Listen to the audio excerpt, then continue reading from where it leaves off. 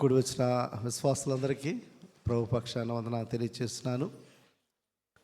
ఉదయకాలపు ఆరాధన కూడి వచ్చిన మీ అందరికీ నా యొక్క వందనములు, శుభములు తెలియజేస్తున్నాను. దేవుని స్తోత్రం.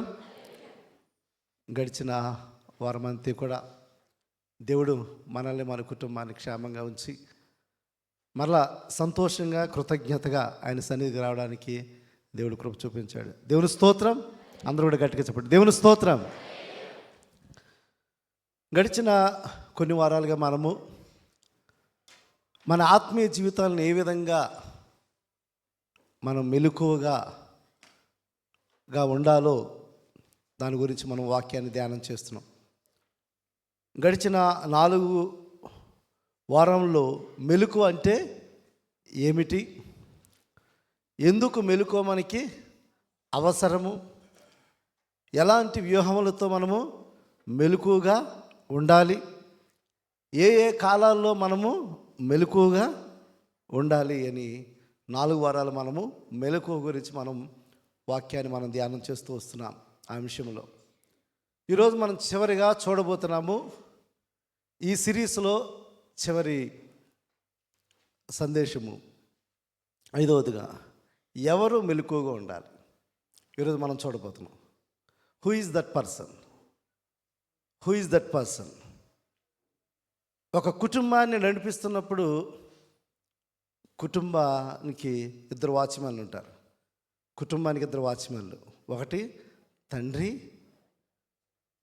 తల్లి, వారి బిడ్డలకు. ఎందుకంటే వారి యొక్క బిడ్డల యొక్క జీవితాన్ని అనునిత్యం కూడా మెలకువగా వాచ్ చేయవలసింది వాళ్ళిద్దరు వాచ్మెన్లు. పేరెంట్సే, కానీ they are watchmens for their children. వారి బిడ్డలకు వారు వాచ్మెన్స్. వాచ్మెన్ బాధ్యత ఏంటో తెలుసా? మనందరికీ తెలుసు కదా. అలా మెలకువగా ఉండాలి. అది రాత్రైనా పగలైనా. వాచ్మెన్ రాత్రే కదా, పగలు కూడా ఉంటారు వాచ్మెన్స్ కదా. వాళ్ళ బాధ్యత ఏంటంటే అలా మెలకువగా ఉంటే చూస్తూ ఉండాలి.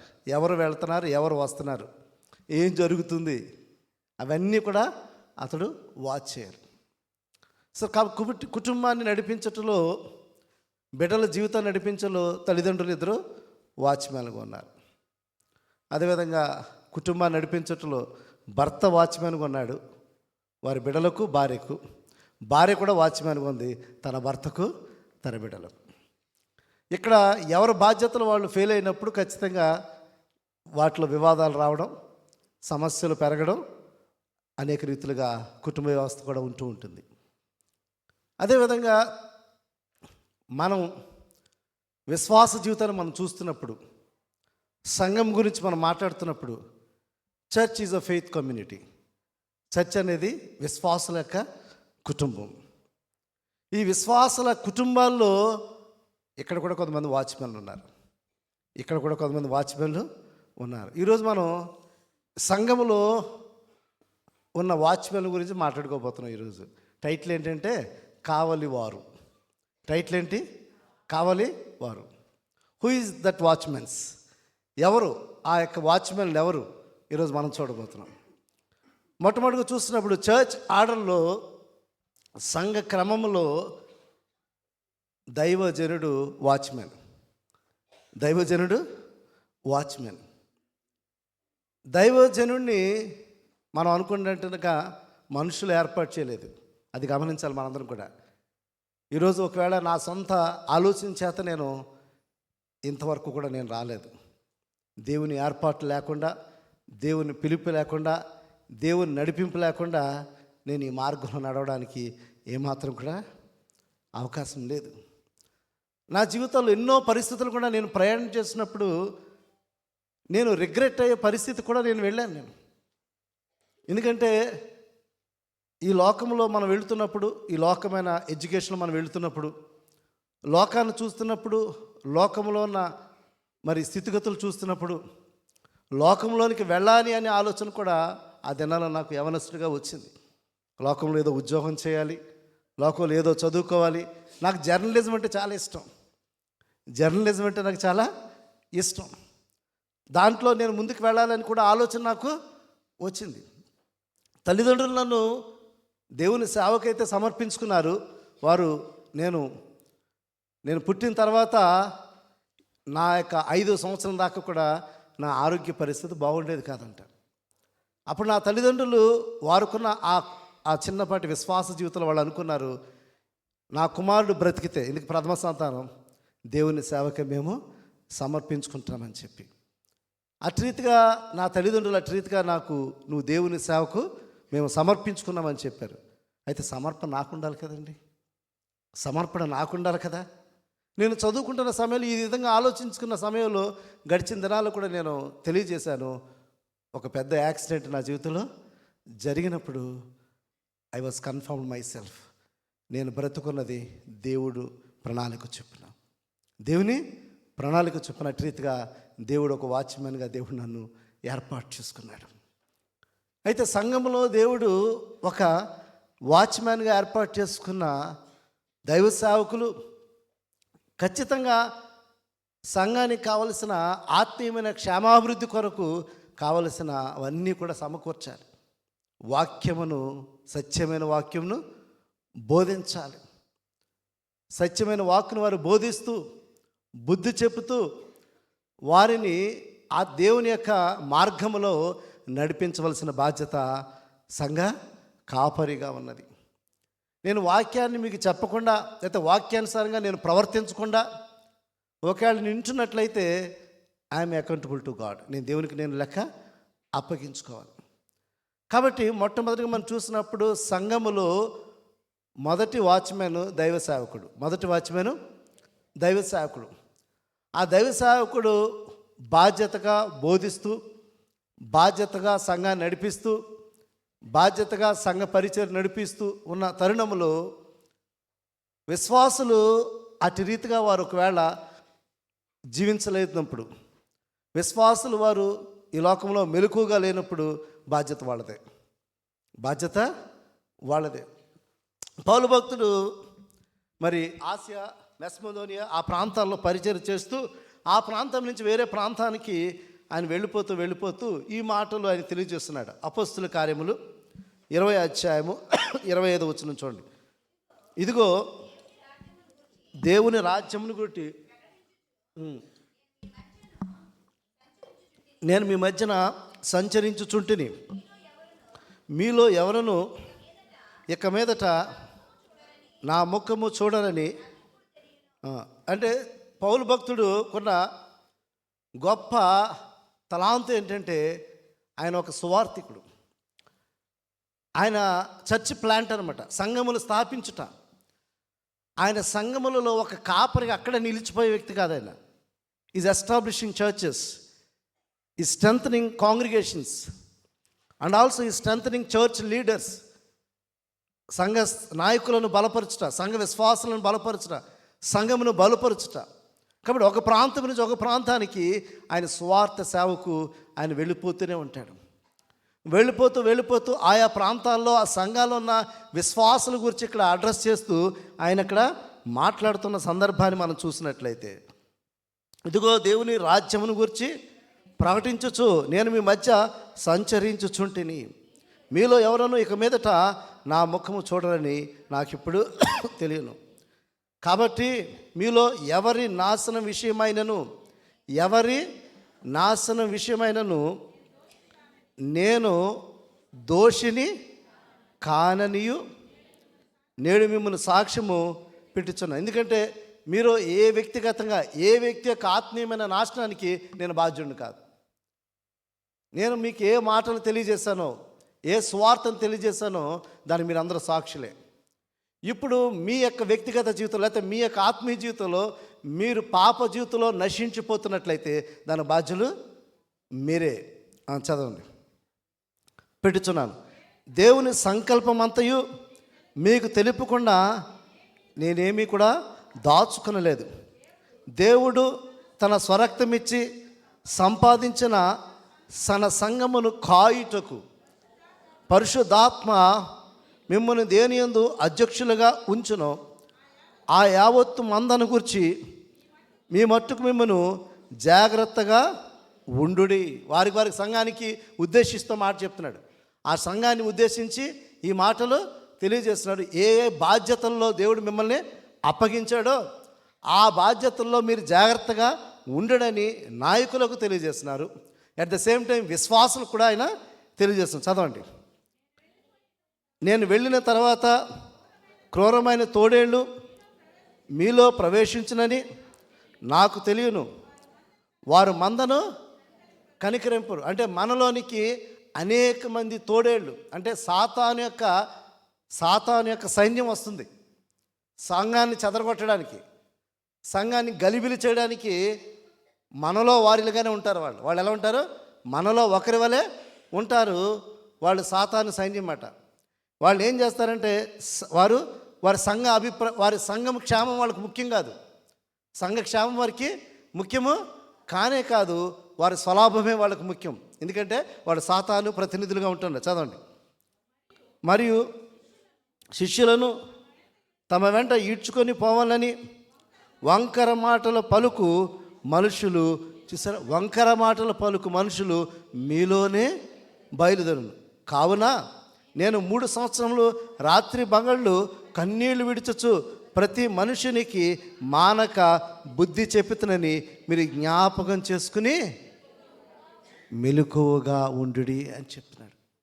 కాబట్టి ఇక్కడ కూడిన మనందరం కూడా దైవ సేవకులుగా మా బాధ్యతగా దేవుని వాక్యాన్ని ప్రకటించడము, దేవుని వాక్యంతో హెచ్చరించడము, దేవుని వాక్యంతో ఆదరించడము, లేకపోతే మీ కొరకు మేము ప్రార్థన చేయడము, ఇవన్నీ బాధ్యతలు మేము క్రమంగా ఒకవేళ మేము చేయనట్లయితే మేము దేవునికి మేము లెక్క అప్పగించుకోవాలి.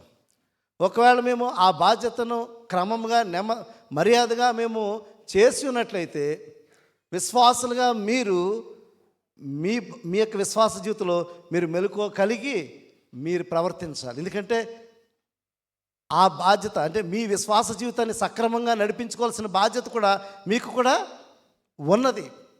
కాబట్టి అట్రీతిగా మీరు మెలకువగా ఉండుడని చెప్పి సంఘాన్ని తెలియజేస్తున్నారు, సంఘ పెద్దలు తెలియజేస్తున్నారు, సంఘ విశ్వాసులు కూడా ఇక్కడ పౌలు భక్తులు తెలియజేస్తున్న సందర్భాన్ని మనం చూస్తున్నాం. కాబట్టి బాధ్యతగా ఈ మాటలు చెప్తున్నాడు. ఎవరు? పౌలు భక్తుడు బాధ్యతగా ఈ మాటలు ఆ సంఘమును ఉద్దేశించి మాట్లాడుతున్నారు. కాబట్టి ఈ దినాన్ని ఇక్కడ కూడిన మనందరం కూడా, సంఘముగా ఉంటున్న మనందరం కూడా, క్రీస్తు శరీరంలో ఒక భాగంగా ఉంటున్న మనందరం కూడా, దేవుని సంఘానికి వస్తున్న మనము ఆత్మీయ జీవితంలో మెలకువ కలిగి ఉండాలి. గడిచిన వారం అంతటి కూడా మనం వాక్యాన్ని మనం ధ్యానం చేస్తాం. ఎందుకు మెలకువగా ఉండాలి, ఎలా మెలకువగా ఉండాలి, ఏ కాలాల్లో మెలకువగా ఉండాలి, ఎటువంటి వ్యూహాలతో మెలకువగా ఉండాలని వాక్యాన్ని ఇక్కడ మనం చెప్తున్నప్పుడు ఆ సమయాన్ని మీరు వృధాగా తీసుకోవద్దు, నిర్లక్ష్యం చేయొద్దు. ఆ వాక్యాన్ని భద్రపరుచుకుని మన హృదయంలో భద్రపరుచుకుని మన జీవితాన్ని సరిచేసుకుంటున్నప్పుడు నువ్వు ఆత్మీయ జీవితంలో ఎన్ని శోధనలు, ఇబ్బందులు, కష్టాలు వచ్చినా సరే ఖచ్చితంగా ముందుకు నువ్వు సాగగలవు. కాబట్టి దైవజనులు ఒక వాచ్మ్యాన్ ఉన్నారు సంఘానికి. అదేవిధంగా పాత నిబంధనలు మరి పౌలు భక్తులైతే ఎంత సమర్పణ కలిగి ఉన్నాడంటే he has offered his life for God. దేవుని కొరకు ప్రాణార్పణ ఇచ్చేసాడంట. ఆ మాట చెప్తున్నాడు.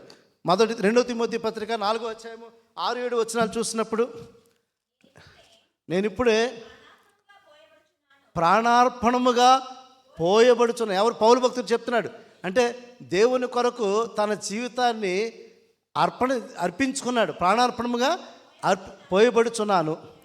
నేను వడలిపో కాలము సమీపమన్నది, మంచి పోరాటం పోరాడుతుని, నా పరుగు కడముట్టించుతుని, విశ్వాసమును కాపాడుకుంటుని, ఇక మీదట నా కొరకు నీతి కిరీటము ఉంచబడి ఉన్నది. నా కొరకే కాదు మీ కొరకు కూడా ఉంచబడిందని చెప్పి ఇక్కడ పౌలు భక్తుడు సెలవిస్తున్నాడు. దైవ సేవకుడిగా నాకు అప్పగించే పని ఇది ఉద్యోగం కాదు. నాకు ఇది దైవ సేవకుడికి ఇది ఉద్యోగం కానే కాదు.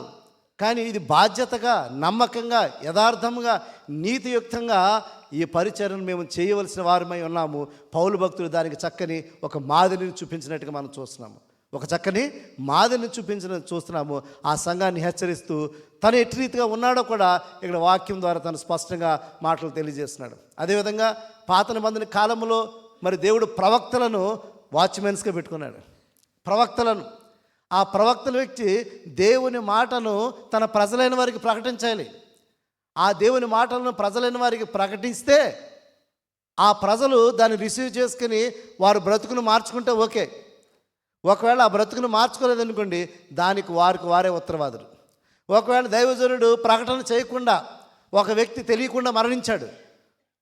దేవుని సంఘానికి వచ్చి వాక్యం తెలియకుండా ఒక వ్యక్తి చనిపోయాడు అనుకోండి, వాక్యం వినకుండా వాక్యాన్ని నిర్లక్ష్యం చేస్తూ చనిపోయాడు అనుకోండి, దానికి దైవ సేవకులుగా మేము బాధ్యత కాదు. అది ఎవరికి వాళ్ళు బాధ్యత వహించాలి. దేవుని వాక్యం చూసినప్పుడు యేసుకేలు గ్రంథము 3వ అధ్యాయము 16 నుంచి చూసినట్లయితే, యేసుకేలు గ్రంథము 3వ అధ్యాయము ఆ 7 దినములు జరిగిన తర్వాత యెహోవా వాక్కు నాకు ప్రత్యక్షమై ఇలాగూ సెలవిచ్చెను, నరపుత్రుడా, ఇశ్రాయేలులకు కావలిగా నేను నిన్ను నియమించి. ఎవరు? దేవుడు భక్తులైన యెహెజ్కేలుని ఇశ్రాయేలులకు ఒక వాచ్మెన్గా పెట్టున్నాడంటే వాక్యం చెప్తుంది కదా, కావలిగా నేను నియమించున్నాను. కాబట్టి నీవు నా మాట ఆలకించి నేను చెప్పిన దాన్ని బట్టి వారిని హెచ్చరిక చేయము.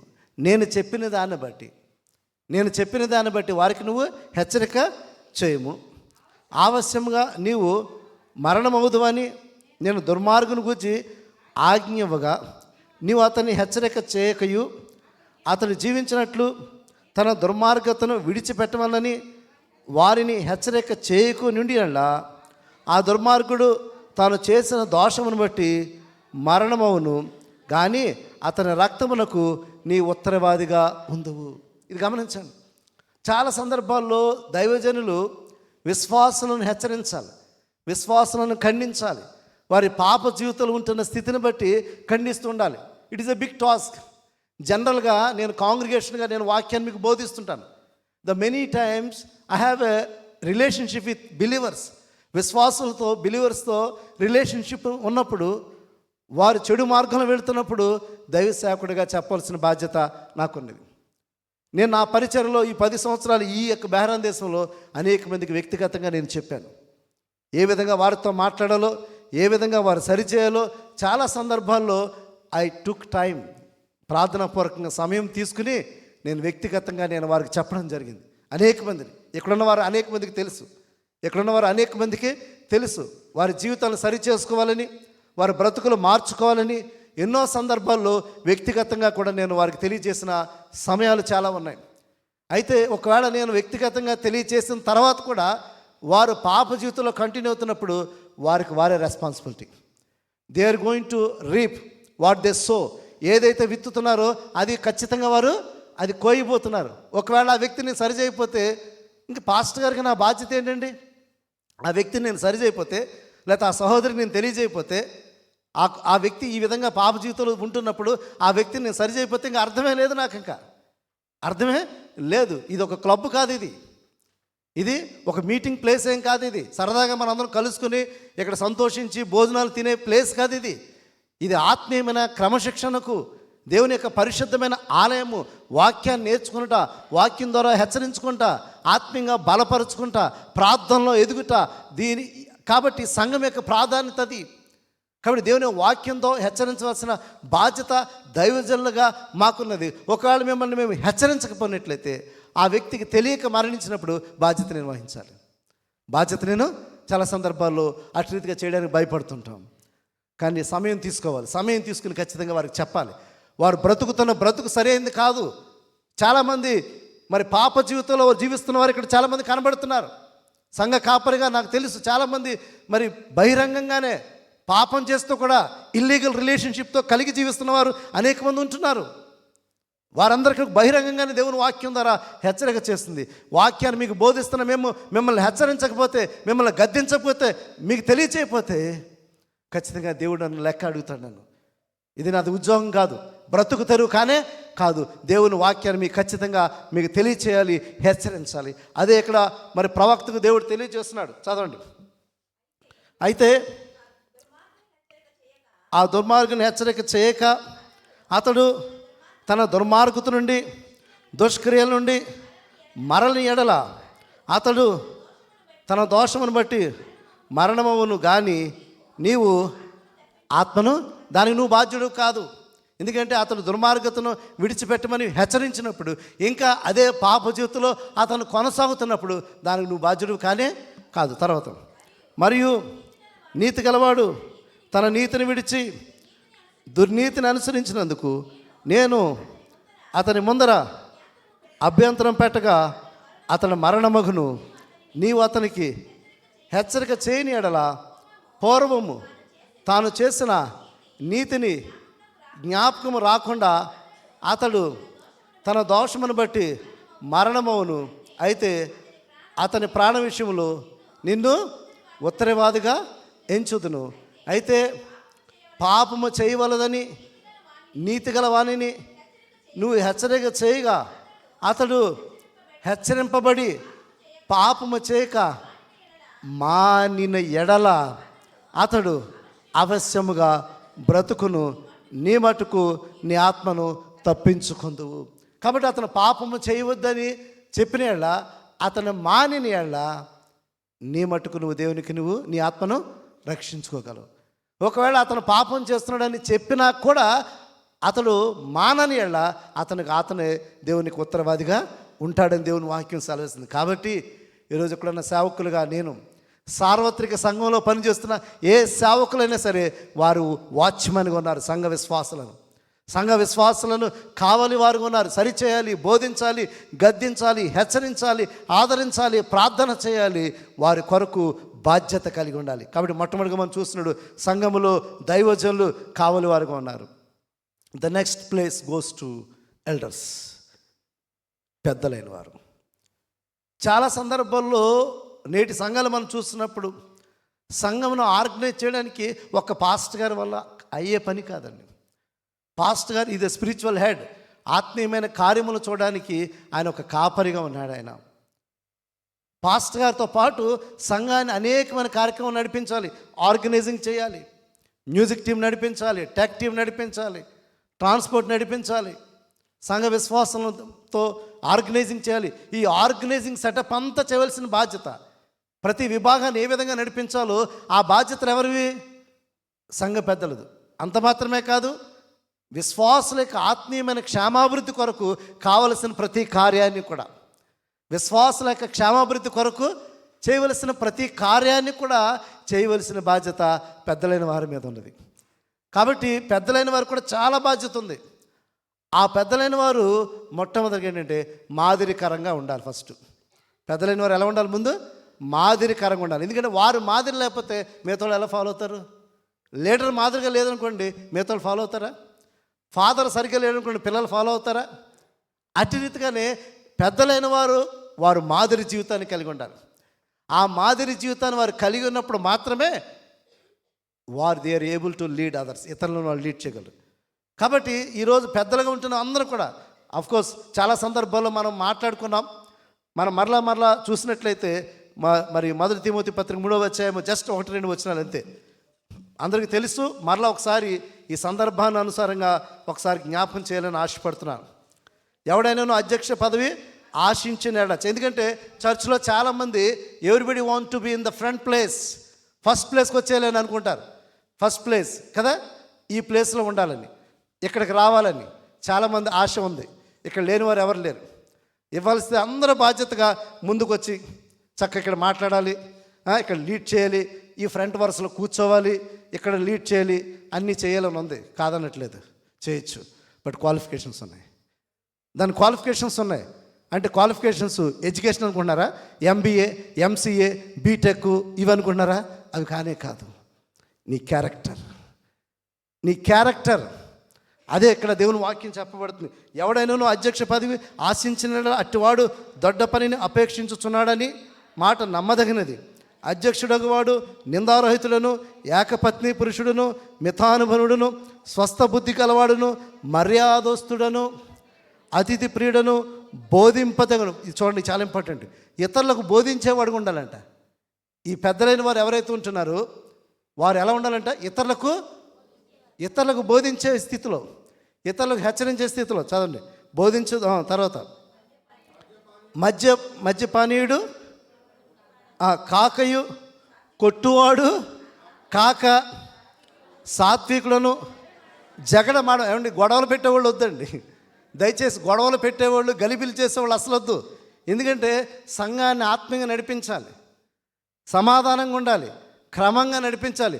గొడవలు పెట్టేవాళ్ళు వద్దండి, జగడమాడేవాళ్ళు కూడా వద్దండి. ఎందుకంటే కస్సు బుస్మని ఇలాంటి గొడవలు పెట్టేవాళ్ళు కూడా చర్చిలో మనకు అవసరం లేదు. ధనాపేక్ష కలివాడు, లేనివాడు, సంపూర్ణ మాన్యత కలిగి తన పిల్లలను, కొంతమంది కుటుంబాన్ని సక్రమంగా నడిపించేవారే ఉండాలి. If they are not able to lead their family properly, how they can lead the church of God? వారి కుటుంబాన్ని, తన భార్యను, తన బిడ్డల్ని వారే నడిపించుకోకుండా సంఘాలు వచ్చి మాట్లాడడానికి కూడా అర్హులు కాదు. వాడు సంఘాలు ఇతరులకు బోధించడానికి కూడా వారు అర్హులు కాదు. జగడమాడకూడదు, కోపంగా ఉండకూడదు, సమాధానంగా ఉండాలి అందరితో, సేవకులతో. చాలా సందర్భాల్లో చూడండి, దేవుని పనిలో చేయాలనుకున్నాడు, ముందు మొట్టమొదటిగా సేవకులతో సమాధానంగా ఉండండి, విశ్వాసులతో సమాధానంగా ఉండండి, మంచి సంబంధాన్ని కలిగి ఉండండి, తగ్గింపు జీవితాన్ని కలిగి ఉండండి, ఇతరులకు బోధించే స్థాయిని కలిగి ఉండండి, తగ్గించుకోండి. చాలా సందర్భాలు ఇదేమీ లేకుండా వెంటనే ఈ పొజిషన్స్ కావాలని, వెంటనే ఫ్రంట్ రోలో వచ్చి కూర్చోవాలని చెప్పి, ఈ బాధ్యత నడిపించాలని అందరికీ ఉంది. కానీ ఈ క్వాలిఫికేషన్స్ అన్నీ ఫాలో అవ్వాలి. చదవండి. ఎవరైతే దేవుని యొక్క సేవకు రావాలని ఆశ కలిగి ఉంటున్నారో వారందరూ కూడా ఈ క్వాలిటీస్ అన్నీ చదవండి. మీరు బలవంతంగా ఎవరో పరిచర్య చేయొద్దు, బలవంతంగా ఎవరు కూడా పరిచర్య చేయొద్దు. దేవుని వాక్యం చూడండి, 1 పేతురు పత్రిక 5వ అధ్యాయము 2-6 వచనాలు చూడండి. 1 పేతురు పత్రిక 5వ అధ్యాయము 2వ వచనం, బలిమి చేత కాక దేవుని చిత్త ప్రకారము ఇష్టపూర్వకంగాను దుర్లాభేక్ష, అంటే మనం ఫిల్దీ మోటివ్స్ ఉంటాయి. కొంతమంది వాళ్ళు దేవుని సేవకు వస్తున్నప్పుడు they have own selfish motives, కొన్ని వెస్టర్న్ ఇంట్రెస్ట్లు ఉంటాయి. అయ్యేమొద్దండి. సంఘ క్షేమం కావాలి, సొంత అజెండాస్ మనకొద్దు, చెడ్డ ఆలోచన మనకొద్దు, సెల్ఫిష్ మోటివ్స్ వద్దు. ఆ విధంగా ఉంటే దేవుడు అంగీకరించడు, అది దేవుడు అంగీకరించడు. చదవండి. దుర్లాభాపేక్షము కాక సిద్ధ మనసుతోను మీ మధ్యన ఉన్న దేవుని మందను పై విచారణ చేయించు దానిని కాయుడి. దేవుడు మీకు ఇచ్చిన ఈ బాధ్యతను అది నమ్మకంగా వారి మీద మీరు విచారణ చేయుడి. మీకు అప్పగింపబడిన వారిపైన ప్రభువు అయినట్లుండక వారికి బాసులాగా ఉండొద్దండి. మన పైన మనం ఈ యొక్క విశ్వాసుల పైన మనం అథారిటేటివ్ పర్సన్ ఎప్పుడు ఉండొద్దండి. It's a responsibility. సేవకులైనా పెద్దలైనా సరే బాధ్యత కలిగి హంబుల్గా అందరినీ మనం మన పైన ఉండాలి. సార్ చదవండి. మాదిరిగా ఉండుడి.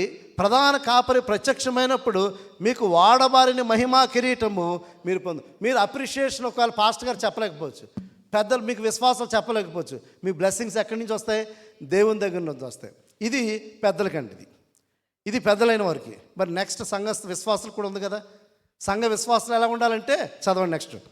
చిన్నలారా మీ పెద్దలకు లోబడి ఉండి మీరందరూ ఎదుటివాని ఎళ్ళ దేన మనసును వస్త్రము ధరించుకొని మిమ్మును అలంకరించుకుని దేవుడు అహంకారం ఎదిరించి దీనిని కృప అనుగ్రహించును. దేవుడు తగిన సమయం ఎందు మిమ్మల్ని హెచ్చించినట్లు ఆయన బలిష్ట చేతుల కింద దేన మనస్కులై ఉండడి. కాబట్టి ఒకవేళ మీరు దేవుని సేవకు రావాలనుకుంటున్నారు, దేవుని పనిలో వాడబడాలనుకుంటున్నారు, దేవుని పనిలో పాలు పంచుకోవాలనుకుంటున్నారు, be humble yourself. When time comes దైవజనులు కానీ పెద్దలైన వారు కానీ ఖచ్చితంగా మీ తలాంతుల ప్రకారము మిమ్మల్ని ఏ విధంగా ఉపయోగించుకోవాలో పెద్దలైన వారు చేస్తారు. Be humble, wait for time. చాలా సందర్భాల్లో మనం అట్రీతిగా ఉండం, హంబుల్గా ఉండం, మనం తగ్గించుకునే మనసు మనకి ఉండదు. విశ్వాసులైన వారందరూ కూడా లోబడి ఉండాలి, ఒబీడియన్స్ చూపించాలి. దైవజనులకు పెద్దలైన వారికి ఆ యొక్క లోబడే తత్వాన్ని ఎప్పుడైతే కలిగి ఉంటుందో ఖచ్చితంగా వారు ఈ స్థాయికి తీసుకొస్తారు, ఈ స్థాయికి వారు రాబడతారు. ఆ సేవలో పాలు పంచుకునే అవకాశం దేవుడు అనుగ్రహిస్తాడు. మనం అనుగ్రహించేది కాదు, పాస్టర్ గారు ఇచ్చేది కాదు, పెద్దలైన వారు ఇచ్చేది కాదు, దేవుడే వారికి అనుగ్రహిస్తాడు. కాబట్టి రెండవది చూసినప్పుడు సంఘ పెద్దలైన వారు, సంఘ పెద్దలైన వారు కావలి వారుగా వాచ్మెన్గా ఉన్నారు. మూడవది చూసినప్పుడు విశ్వాసులు కూడా వాచ్మెన్సే. ఒక విశ్వాసి ఇంకొక విశ్వాసం మీద వాచ్మెన్. ఇప్పుడు రేణుకా గారు ఉన్నారు, ఆమె watchmen. She is taking care of so many girls. వారిని కావలి వారిగా ఉన్నప్పుడు సరిచేయాలి, బుద్ధి చెప్పాలి, సరిచేయాలి. వాళ్ళ జీవితంలో పాప జీవితంలో ఉంటున్నప్పుడు వారిని సరిచేయాలి, వారిని బుద్ధి చెప్పాలి, క్రమశిక్షణలో పెట్టవలసిన బాధ్యత ఆమెకున్నది. అటు రీతిగా ఇంకొక విశ్వాసి, సతీష్ గారు ఉన్నారు. సతీష్ గారికి కూడా దేవుడు బాధ్యత అప్పగించాడు. ఆయన ఒక విశ్వాసగా ఇంకొక తోటి సహోదరికి సరిచేయాలి, బుద్ధి చెప్పాలి. అటు రీతిగా ఒక విశ్వాసి ఇంకొక విశ్వాసకి వాచ్మెన్గా ఉన్నారు. మనం ఇక్కడ ఆ విశ్వాస సరిగ్గా దేవుని సన్నిధి రావట్లేదు. ఆ వాచ్మెన్ పని ఏంటి? అయ్యమ్మా ఎందుకు రాలేదు నువ్వు దేవుని సన్నిధి రావట్లేదేంటి, ప్రార్థనకు రావట్లేదేంటి, ఫాస్టింగ్ పేరు రావట్లేదేంటి? ఈ విధంగా కొంతమంది వాక్యాన్ని బాగా చదివే ఉంటారు, అమ్మ నువ్వేమిటి చదవట్లేదు. ఇటు రీతిగా ఒక విశ్వాసం ఇంకొక విశ్వాసం మీద వాచ్మెన్గా ఉన్నారు. అంటే మనకు కూడా బాధ్యత ఉందండి. సంఘంలో మీరందరూ వాచ్మెన్సే, తోటి సహోదరుల మీరందరూ కూడా వాచ్మెన్స్గా ఉన్నారు. ఖచ్చితంగా చెప్పాలి, వారికి బుద్ధి చెప్పాలి, బుద్ధి చేయాలి, ఖచ్చితంగా బుద్ధి చెప్పాలని ఉంది, ప్రార్థన చేయాలని ఉంది, ఒకరినొకరు మనం క్షమించుకోవాలని ఉంది, మనం పాపాలు ఒప్పుకోవాలని ఉంది, ఒకరినొకరు ఆదరించుకోవాలని ఉంది. కాబట్టి ఒకరికి ఒకరు మన వాచ్మెన్స్. మూడవదిగా మనం చూసినప్పుడు విశ్వాసే ఒక వాచ్మెన్గా ఉన్నాడని దేవుని వాక్యం మనకు సెలవిస్తుంది. చివరిగా చూసినట్టయితే మనకు మనమే వాచ్మెన్స్. ఎందుకంటే ముందు మన ప్రవర్తన సరిలేకపోతే ఇంకోటికి వాచ్మెన్గా మనం ఉండలేం. మన ప్రవర్తన సరిగ్గా లేదనుకోండి, తండ్రిగా నా కుటుంబానికి నేను వాచ్మెన్ కాదు. నేను కాపరిగా నా ప్రవర్తన నేను సరి చేసుకోలేదు, నేను సంఘాన్ని చెప్పడానికి అర్హుడిని కాదు. నేను సంఘాన్ని చెప్పడానికి నేను అర్హుడిని కానే కాదు. కాబట్టి వ్యక్తిగతంగా ప్రతి ఒక్కరు కూడా ఎవరికి వాళ్ళు వాచ్మెనే, ఎవరికి వారు కావాలి చూసుకోవాలి. వాళ్ళ ప్రవర్తన కానీ, మాటలు కానీ, క్రియలు కానీ, ఆలోచనలు కానీ ఎవరికి వాళ్ళు సరి చేసుకోవాలి. దేవుని వాక్యం అదే సెలవిస్తుంది. సామెతల గ్రంథము 14వ అధ్యాయము 8వ వచనం చూసినప్పుడు, తన ప్రవర్తన కనిపెట్టుకొని ఉండుట లక్షణము. తన ప్రవర్తన కనిపెట్టుకొని ఉండుట వివేకులకు జ్ఞానమునకు లక్షణము. తన ప్రవర్తన కనిపెట్టుంట జ్ఞాని అని వాడు ఏం చేస్తాడంటే తన ప్రవర్తన కనిపెట్టుకుంటాడు. బుద్ధినుడు తన ప్రవర్తన కనిపెట్టుకోడు, ఇతరులకు నీతులు చెప్పడానికి ప్రయత్నం చేస్తాడు, తన ప్రవర్తన అసలు ఏమాత్రం కూడా పట్టించుకోడు. జ్ఞానమైన వాడు తన ప్రవర్తన కనిపెట్టుకుంటాడు, తన మాటను సరి చేసుకుంటాడు, తన ప్రవర్తన, తన క్రియలు, తన ఆలోచనని అప్పుడు సరి చేసుకుని then is able to teach others. అతడు ఇతరులకు చెప్పడానికి అతను అర్హత సాధించిన వాడు. కాబట్టి ఇక్కడ నలుగురు వాచ్మెన్స్ గురించి మాట్లాడు. ఒకటి దైవజనుడు ఒక వాచ్మెన్గా ఉన్నాడు సంఘానికి, సంఘ పెద్దలు వాచ్మెన్గా ఉన్నారు, విశ్వాసులు వాచ్మెన్గా ఉన్నారు తోటి సహోదరుల ఏళ్ళ. చివరిగా చూసినట్టయితే మనకు మనముగా మెలకువగా ఉండాలి, మళ్ళీ బ్యాక్ టు 4 sermons. ఆ 4 sermons ఎందుకు మెలకువగా ఉండాలి, ఎలా మెలకువగా ఉండాలి, ఏ కాలంలో మెలకువగా ఉండాలి, అవన్నిటిని కూడా మనం ఒకసారి ఆత్మపరిశీలన చేసుకున్నప్పుడు మన విశ్వాస జీవితంలో మెలకువగా మనం ముందుకు వెళుతూ దేవుని రాజ్యం వారసులుగా ఆ 2వ రాకడలో ఆయనతో పాటు పెండ్లి విందులో పాలు పంచుకునే గొప్ప అవకాశాన్ని దేవుడిస్తాడు. దేవుడి మాటలు దీవించును గాక. ఆమేన్.